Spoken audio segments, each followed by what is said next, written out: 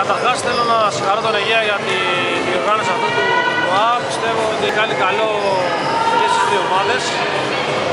Εμείς βρισκόμαστε μια βάση προετοιμασίας εδώ και δύο εβδομάδες με συνολικά 4 προπονήσεις. Αυτό άλλωστε φάνηκε και στο γήπεδο κατά τη διάρκεια του δεκαλέπτου, το οποίο βαθύγει όλη η κούραση.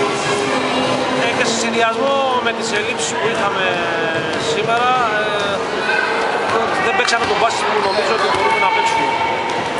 Είναι πολύ ευχαριστημένος από την απόδοση των υπόλοιπων κοριτσιών, κυρίως των νεανίδων, που φέτος πλαισιώνουν την γυναικεία μας ομάδα και πιστεύω μετά από ένα μήνα θα είμαστε σε πολύ καλύτερη κατάσταση από ό,τι είμαστε τώρα.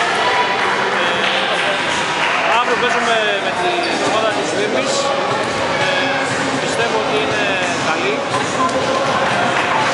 Ελπίζω να ανταποκριθούμε και αύριο στο δύσκολο αγώνα, γιατί όσο να είναι